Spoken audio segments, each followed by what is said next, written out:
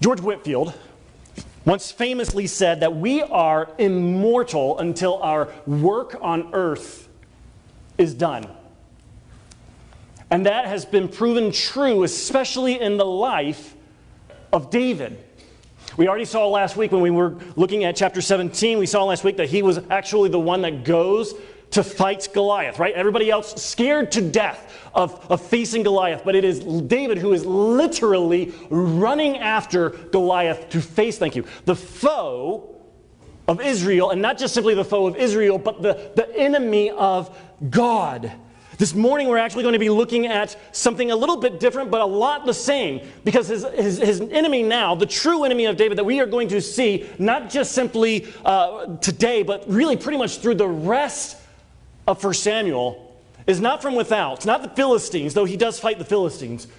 It's Saul. His enemy actually comes from within. King Saul would constantly seek to destroy David in a variety of ways. Yet every time David is able to escape from Saul's hand. He was seriously immortal until his work on earth was done. But why was he able to escape? Why was David able to escape the danger after danger after danger? Well, the main reason is because David was chosen to advance God's kingdom, the kingdom of Israel, God's kingdom, his people.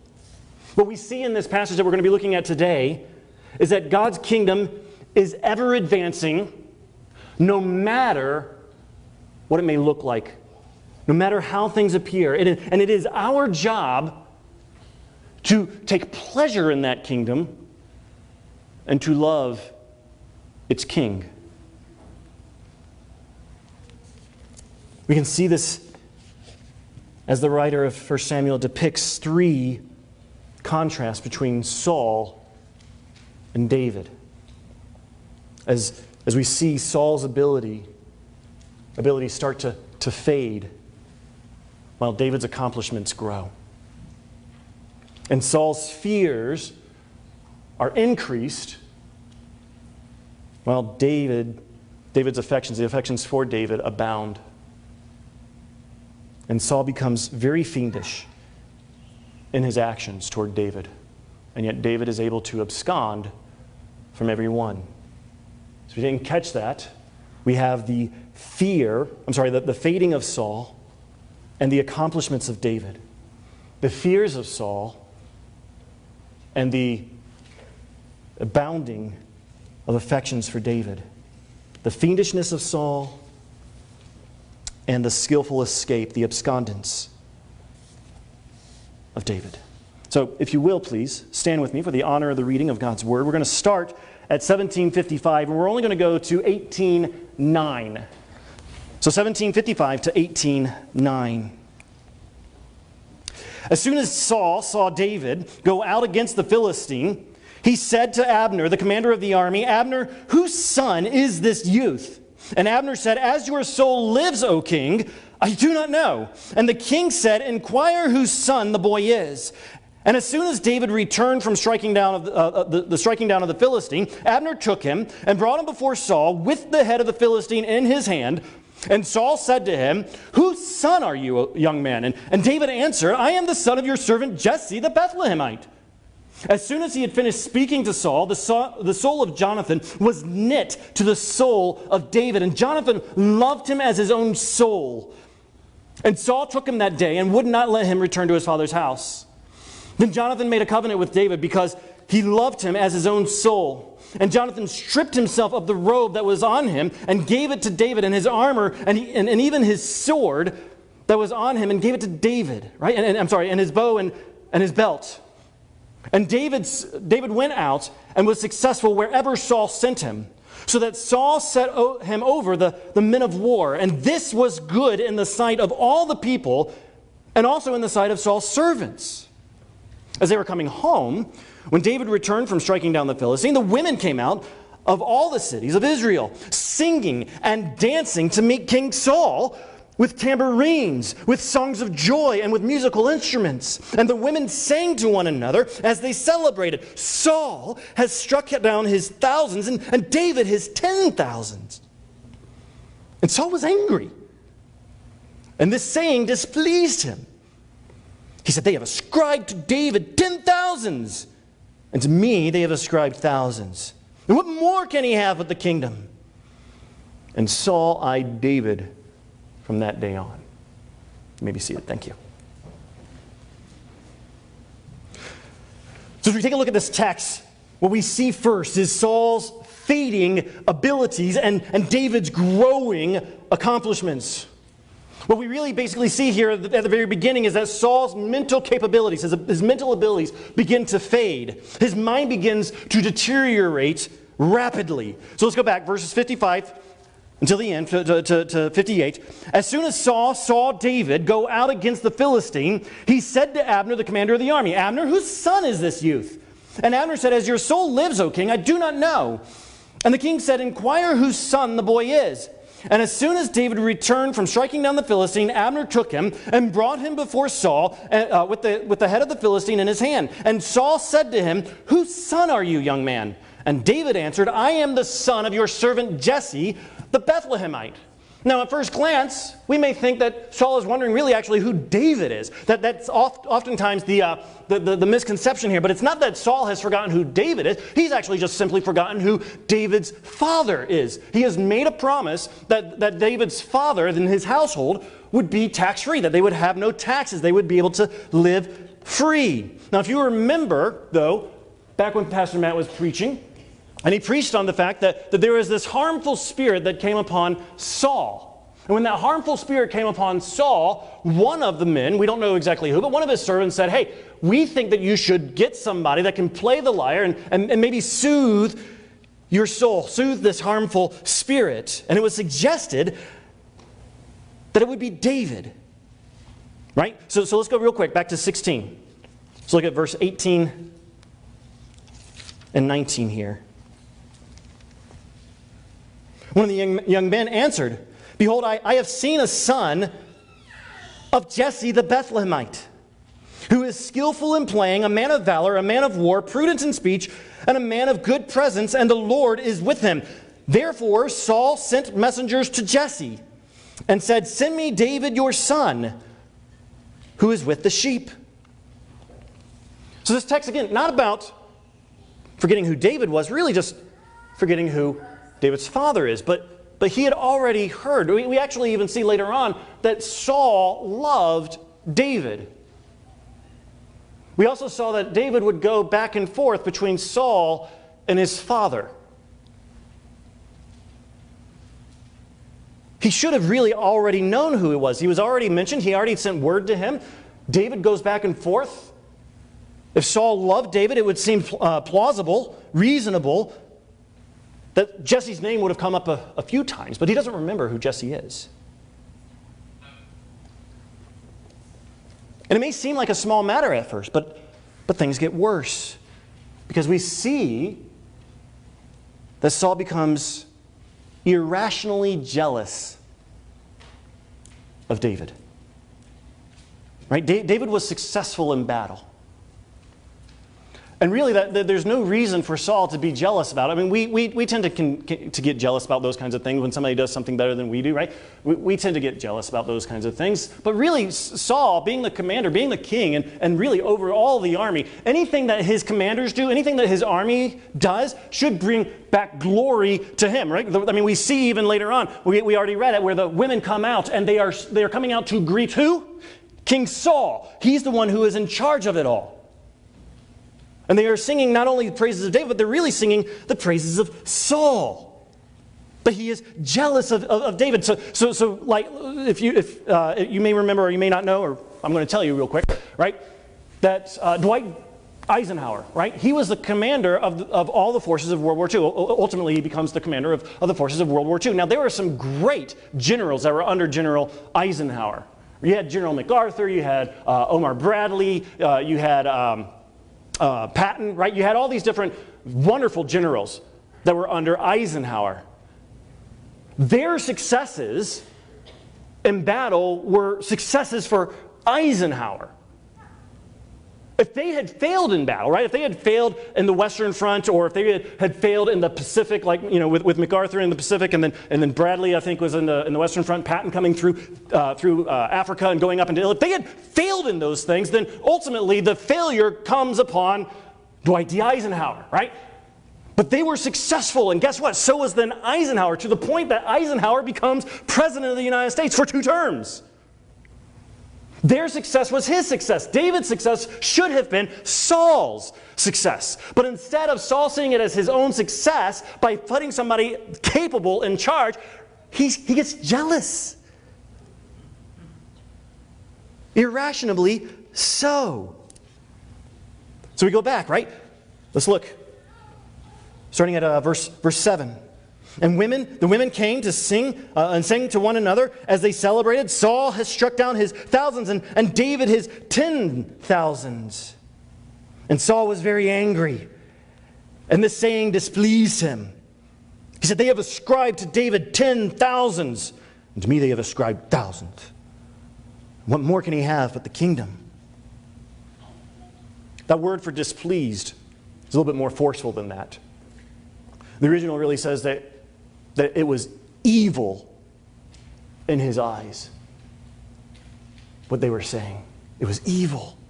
They were singing the praises of Saul and David, and Saul sees it as evil. And while one may be able to excuse Saul, right, for forgetting who Jesse was maybe, right? Guarantee you, by his words, he has not forgotten that prophecy from Samuel, that there is one that is better. Let's go real quick. Back to chapter 15, verse 28. Let's read it together. And Samuel said to him, the Lord has torn the kingdom of Israel from you this day and has given it to a neighbor of yours who is better than you. Right? And so here he is, and he's jealous. He's angry with David because they are out there singing the praises not just of Saul, but also of David. And his response is, how dare they do this? What is left except the kingdom? He hears those praises, and his mind immediately goes, David's better than I am. And now all he needs is the kingdom. And you say, like, Chris, you said that was irrational jealousy. That seems very rational to me, that somebody would be jealous about those kinds of things. But here's the thing. Saul already knew that it was the Lord's will. To ever go against the will of God is irrational. It is never rational to try and go against God's will. And that's exactly what Saul was doing. I mean, that's Saul's pattern, right? We already know that. We know that this is kind of what Saul does. Saul does his own thing. He doesn't necessarily always listen to God. In fact, pretty much almost he never listens to God for what he says. But this is a little bit different because Saul was just changing God's plan just a little bit to fit his own circumstances here, right? He is actually going to war against God. He is trying to defeat God's plan. His jealousy basically leads him to lose control even of his own impulses. So we go, look at verse 9, right? And Saul eyed David from that day on. And the next day, a harmful spirit from God rushed upon Saul, and he raved within his house while David was playing the lyre, as he did day by day. Saul had his spear in his hand, and Saul hurled the spear, for he thought, I will pin David to the wall. But David evaded him twice. I think I would probably get out of there the first time, right? But again, this word again for eye, it's a little bit more useful. That phrase eyed David literally means that Saul was bent on David's destruction. Jealousy ruled Saul's heart. It ruled his mind. No amount of music this time was ever going to be able to soothe that harmful spirit. The festering jealousy led Saul to impulsively throw his spear at David. I mean, in just like a few short days, right? David goes from facing Goliath with a spear in his hand to facing Saul with a spear in his hand. And he escapes from both. Satan's attempts to thwart God's kingdom come from within and they come from without, right? That's not only true in David's time, but that was true in Christ's time, in Christ's day. From the time that Jesus was an infant, right? We see that Herod is trying to strike down the innocents, trying to get rid of him, right? He goes into the wilderness and into temptations, right? And then there's Peter's forbidding Christ to go to the cross so that he could sacrifice himself. And Satan thought that he might be able to thwart God's kingdom. He tried it with Saul, to use Saul to thwart God's kingdom, and then he tries just directly going through Christ.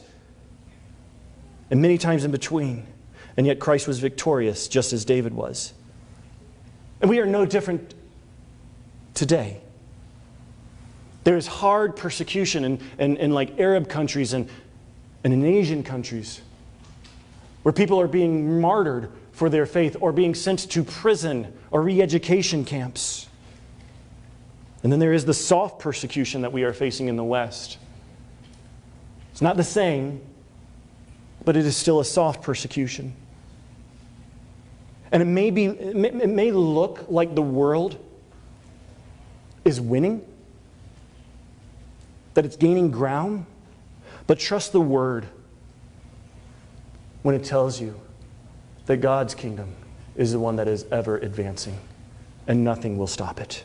Amen. In contrast to Saul's fading abilities, we also see, of course, David's growing accomplishments. So while Saul is losing his memory, we also see that David is holding Goliath's head, right? Apparently he had not yet gone to Jerusalem to take the head of Goliath to Jerusalem. He's holding it before him. And basically it is that he is successful. He has made an accomplishment here. He has done something that Saul could not do. He's not trying necessarily, I don't think, to rub it in Saul's face. It was just like Abner took him after he had finished the battle. He brings him straight to Saul, still with the head in his hand, displaying what God is able to do through David. It was David who was victorious, and he is the one who is a great warrior. He's the one who did absolutely kill tens of thousands. But we see it ultimately summed up in verse 31. So let's go 1831 real quick. Excuse me, 1830. I don't know where 31 came from. 1830. Then the commanders of the Philistines came out to battle, and as often as they came out, David had more success than all the servants of Saul, so that his name was highly esteemed. Saul had quite a few qualified men.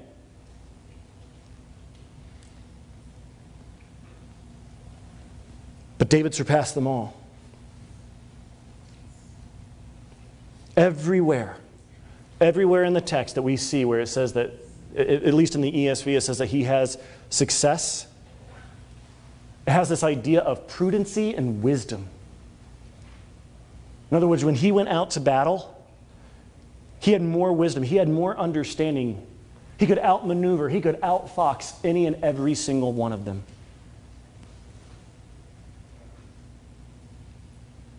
He was the best.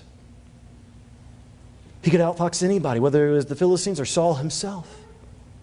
And we see here's Abraham and Isaac, and of course Jacob, Joseph, Moses, Joshua, David, Elijah, Elisha, and the list can go on and on. Wonderful, wonderful servants of God. But Jesus surpasses them all. Every single one of them. Hundreds of well-qualified servants of the Lord, but Jesus surpasses them all.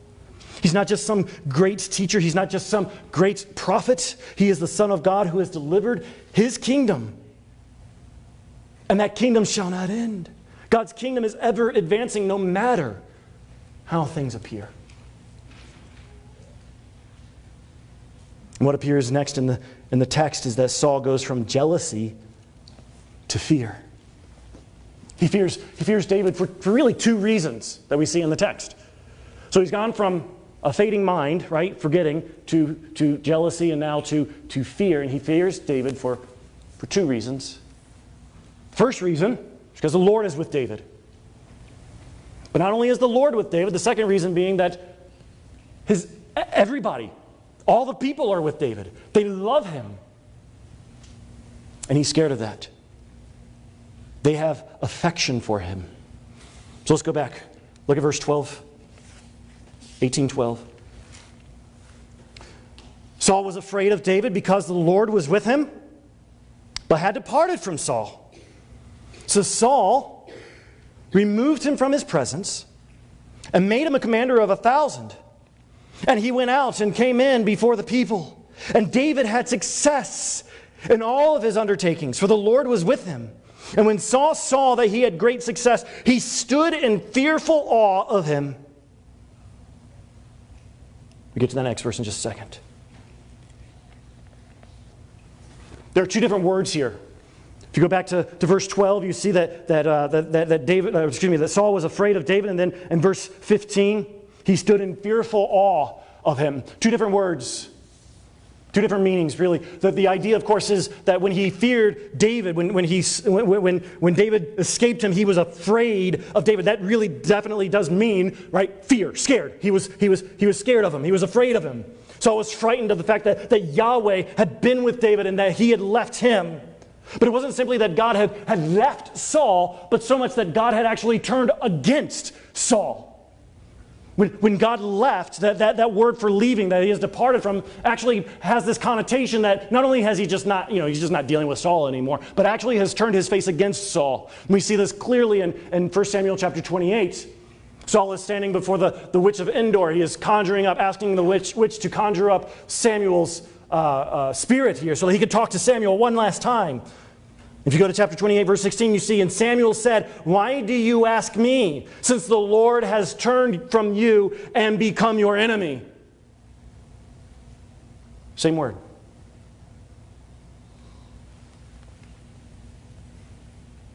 So Saul is not simply scared because the Lord is with David, but it is clear to Saul that the Lord is against him. The second word is actually more, again, forceful than I think we see at first. It means to dread. He dreads David's presence. He doesn't want to be in it. He doesn't want to hear about the victories. He doesn't want to see David anymore. David is so successful because of God's presence within battle that Saul just dreads him. You ever get that feeling? In the pit of your stomach, you know that maybe somebody that you don't like is coming, and you're like, oh. Saul dreaded David. When one is fighting against the Lord, he absolutely dreads anyone who is in his presence. I can't remember the story. Well, I kind of remember the story. I can't remember the person exactly who it was that was playing golf with the president and with Billy Graham. When they got done, the reporters said, "Hey, how is it playing with Billy Graham?" And he says, "The guy wouldn't shut up. I couldn't concentrate. Worst game of my life." Later on, he confessed that Billy Graham really didn't say a word, but being in the presence of someone like Billy Graham was dreadful.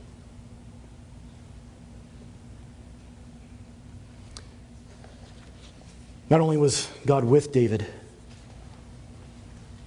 but the people loved him. And we see this over and over again. So let's go back, chapter 18, verse 1. As soon as he had finished speaking to Saul, the soul of Jonathan was knit to the soul of David, and Jonathan loved him with his own soul. And Saul took him that day and would not let him return to his father's house. Then Jonathan made a covenant with David, right? So here we have Jonathan so enamored, so affectionate for David, that he actually gives him all the royal stuff, right? The stuff that Jonathan should have had when he is growing, right? When he is going, supposed to take the throne, he's already giving it over to David. And so we see Jonathan stripped himself of the robe that was on him and gave it to David, and his armor, and even his sword and his bow and his belt. Everything that belonged to him that was princely, he gives it over to David because he loves him so. And some would say that this type of love, unfortunately they would say this, that this is a homosexual love, that they had somehow had a homosexual relationship. Because the word for love, it's an intimate word. It's the same wording that is used of Michal, Saul's daughter, who also loved him. So we go real quick. Verse 20. Verse 20 here. Now Saul's daughter, Michal, loved David. Same word. And they told Saul, and the thing pleased him. We see the same thing again in verse 28. But when Saul saw that the Lord was with David and that Michal, Saul's daughter, loved him, Saul was even more afraid of David. Same word. So some would suggest, well, see, they had this, it was okay, right? Love is just fine. But here's the problem. Just like there is a range of meanings for the word love in our language, there is a range of meanings in Hebrew as well. Because we see, look at verse 16, but all Israel and Judah, what's that next word there? Loved, same word. Loved David. They loved him. For he went out and came in before them. So unless one is going to say that David had an illicit relationship with every single person in Israel and Judah, then you have to admit that there is a range of meanings here for the word love, just as there is in English. Now there's also this same phrase, right, that his soul was knit together with David's, right? The same knitting of souls is found in Genesis chapter 44, verse 30, when we're talking about Benjamin being bound up to his own father, Jacob. So there is this intimacy there, but it is an affection. It's a strong affection. It's a strong bond, but nothing illicit going on. And why shouldn't there be a bond, right? I mean, both were warriors. Both had gone and faced the Philistines out of faith in the Lord, while Saul, who should have been being the one that was leading them, is staying behind and cowering. Both were faithful to Yahweh. They were two peas in a pod, right? That's basically what he's saying here. But like we saw, Jonathan wasn't the only one whose affections for David grew. Michal loved him. The people of Israel and Judah loved him. Even Saul's servants loved him. Look at verse 22.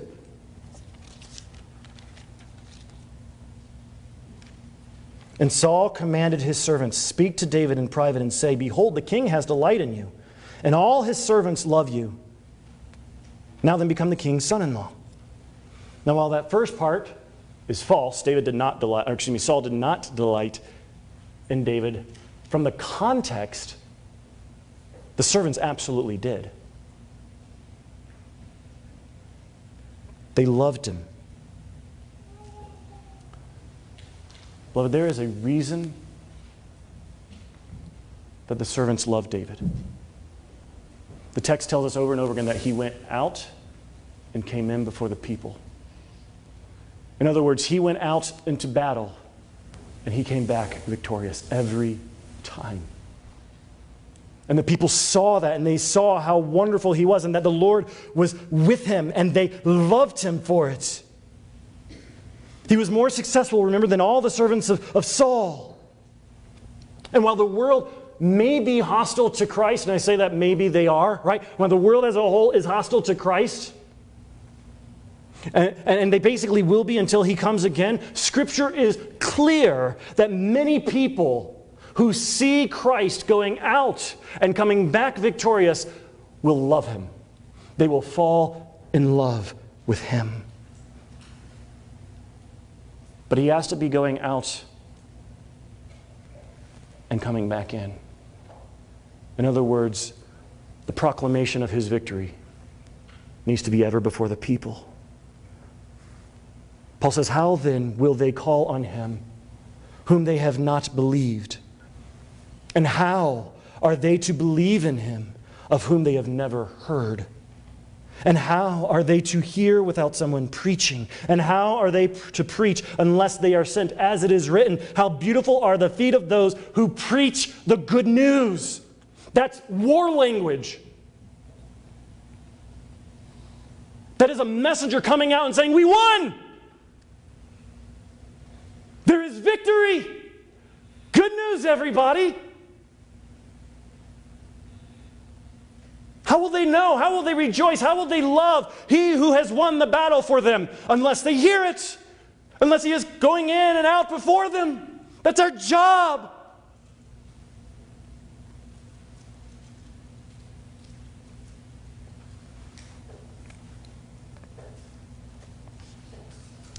If you personally feel that your love for Christ is waning, I would encourage you to allow him to come in and out before you. Remind yourself of the gospel. Look at it again. Meditate upon that victory again. Let it go in and come out among you. Let it be fresh. Pray that God would enliven your heart. Pray that he would open up your eyes to see the wonders of the gospel all over again. I mean, isn't it our responsibility then to take delight in the kingdom and to love the King? Isn't that our responsibility? How do we do that unless we are going in and out, or if he is going in and out before us?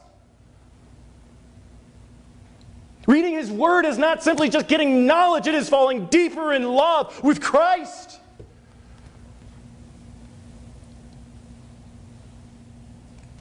All the jealousy and the fear and the dread brought out the ugly side of Saul. And we can kind of get a glimpse of how fiendish he can be, right? To be fiendish is to be diabolically cruel. And we already saw how he tried to pin David to the wall twice with his spear. If we're not careful, we might miss actually this second plan that Saul had. Go back to verse 13 real quick. So Saul removed him from his presence and made him a commander of thousands, and he went out and came in before the people, right? He promotes him to commander, right? Saul's not an idiot. He understands warfare. He understands armies. He knows that the first person that an enemy soldier is going to go for is the commander of the troops. Right? Because if you cut off the head, the body will die. And so he makes David a commander. But he not only tried to kill him personally, not only did he try to kill him promotionally, he tried to kill him prospectively as well. He's given him the prospect of marrying his daughter. David should have already received Merab as a gift for fighting and killing Goliath. But Saul goes back on that promise, right? And so in verse 17, he offers Merab, his first daughter, offers her first, and then he gives her to someone else to have. Then he presents Michal. But handing her off to David means that David is going to ultimately have to fight the Philistines. We see the same thing, that he has the same kind of plan in verses 17 through 19. It's not as brought out. It's not as clear. We see it clarified as we get into Michal, who also loved David. So let's go back, 20 and 21. Now Saul's daughter Michal loved David, and they were told, and they told Saul, and the thing pleased him. And Saul thought, "Let me give her to him, that she may be a snare for him, and that the hand of the Philistines may be against him." Therefore Saul said to David a second time, "You shall now be my son-in-law." So it's the second time, plan getting a little bit deeper. He's going to do this time. He's going to get David dead. It's good English for you. He's going to get him dead, right? And we see the same thought had already crossed his mind. Let the hand of the Philistines be against David. Let them kill him. And so he uses his daughter Michal as bait. Just hangs her up there for bait. You want to marry my daughter? You got to fight the Philistines. Both daughters. But David, with both daughters, actually refused to marry either one of them. He looks and he says, I'm a man of no repute. I come from a tribe, right? Or from a clan, basically, is what he's saying. I've come from a clan where we're not rich, we're very poor. I can't marry the king's daughter. There's no way. Which is why Saul comes to him with the dowry issue. All right, you want a dowry? You can give me a dowry. And this is finally where his plan. He learned from the first one. David says, I'm not going to marry your daughter. I'm just a poor man. I can't be the king's son. So he learns from him. He says, okay, he's probably going to say the same thing. This is in my head, this is what's going on, right? So he's probably going to say the same thing, so I'm going to be ready for it. So he does. He is ready for it. When David says, I can't marry your daughter, he gives the rest of his plan. Verse 25. Then Saul said, thus shall you say to David, the king desires no bride price except 100 foreskins of the Philistines. He's already said that, right? Let the Philistines handle him. So now he's putting it into practice, what his mind was, except for 100 foreskins of the Philistines, that they may be avenged, the king's enemies. Now Saul thought to make David fall by the hand of the Philistines. Here it is again. And every time, Saul thought that he could get rid of David and rule Israel and thwart God's plan, David was able to abscond. He was able to escape from Saul's schemes. As fiendish as Saul was, David was able to get out of it every single time. He skillfully escaped each one. We saw that in verse 11, right? He was able to get around Saul. Even though Saul threw his spear, he got around him. He throws it again. He gets around him again. Verse 13, he goes out to command the armies. You go out and command the armies. And Saul's hope is that he's going to die. But David comes back victorious in and out among the people again. He always comes back victorious. But this latest scheme of Saul's, it's brilliant. 100. We're not just talking about a giant here. We're not just talking about a squadron that he might have to go fight. We're talking about 100 Philistines that he's going to have to go against. David wants to marry Michal. Michal loves him. He loves Michal. So he dangles her before David. You want to marry her? 100 foreskins. And David not only gets them, he doubles it. Let's look at verse 26. When his servants told David these words, it pleased David well to be the king's son. Son-in-law. Before the time had expired, David arose and went along with his men and killed 200 of the Philistines to the king, that he might become the king's son-in-law. And Saul gave him his daughter Michal for a wife. So with Merab, David lets the time expire. We see that in the verse. He just lets the time expire. Merab is given to somebody else. But the prospect of having Michal is just too great, so he goes into action. He not only escapes Saul's traps, but he stands before him and presents him, not just again with what was required, but double it. Every time Saul thought that he had David in his grasp, David showed himself to be God's advancing man for his kingdom. God's kingdom is ever advancing no matter how it may look to us. Do we see that? Jesus escaped every snare set before him. Every single one. Every temptation in the wilderness, he masterfully escaped. Every snare that the Pharisees and the Sadducees and the scribes came to him against to make him look foolish and to make him even an enemy of the people or an enemy of the state, he outmaneuvered them all. And they were scared of him. They were jealous of him. They were afraid that they would lose their status. They were afraid that they'd lose the people. He had to die.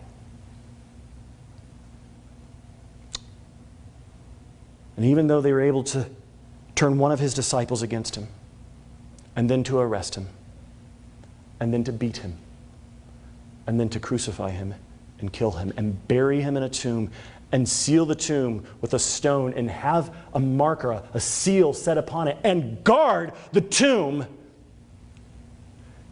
he still escaped. He came back. He came back victorious. Every disciple thought that they saw God's kingdom collapse and man's kingdom advance on Friday. But they realized that God's kingdom is ever advancing and man's kingdom is ever fading by Sunday, no matter how it seems. Do you believe that? Do you believe God's kingdom is ever advancing? Do you believe that Christ is on his throne?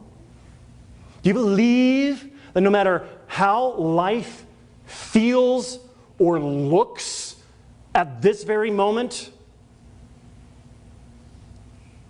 that God's kingdom is ever advancing?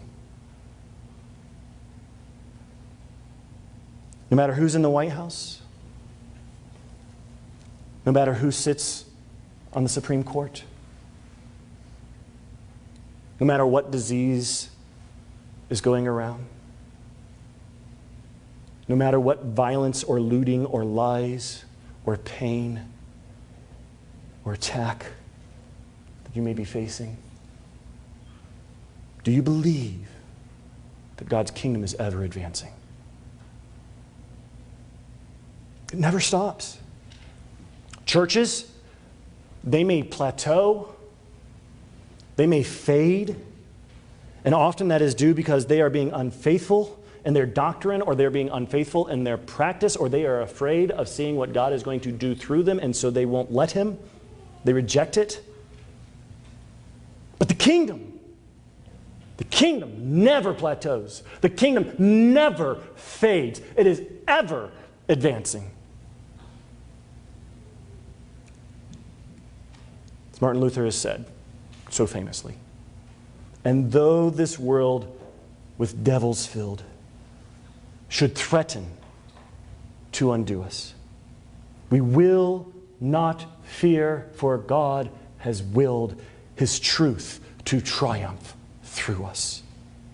The prince of darkness grim, we tremble not for him. His rage we can endure, for lo, his doom is sure. One little word shall fell him. That word above all earthly powers. No thanks to him abideth. The Spirit and the gifts are ours through him who with us sideth. Let goods and kindred go, this mortal life also. The body they may kill. God's truth abideth still. His kingdom is forever. Sinner, if you have not turned from yourself and to Christ, turned to him, to pursue him, understand that you are Saul in this story. You are fading, and you will die apart from God. It may look like you're fighting well, but you are fading. And you may not fade in these same ways that Saul faded, but mark my words, you are fading. Your powers are useless against God's ever-advancing kingdom. There is only one kingdom that will last forever, and it is not yours.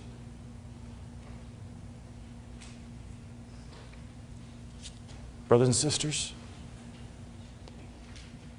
you are about to leave here and you're about to go into a harsh world. And that harsh world is going to tell you over and over again that Christ, that you, your religion, the kingdom, it's all irrelevant. It doesn't matter. But it's because they are afraid. They are afraid of God's kingdom advancement. They want to put doubts into your mind. Don't let them do it. Know for sure that God's kingdom is ever advancing. And your job is again, going and taking pleasure in it, loving the Son, loving the King, letting him go in and out among the people. Take pleasure in the kingdom and love its king like Jonathan loved David, like Michal loved David, like all Israel and Judah loved David. As David said, kiss the Son, lest he be angry and you perish in the way, for his wrath is quickly kindled. That's for you, sinner. But for we who believe, blessed are all who take refuge in him. Let's pray.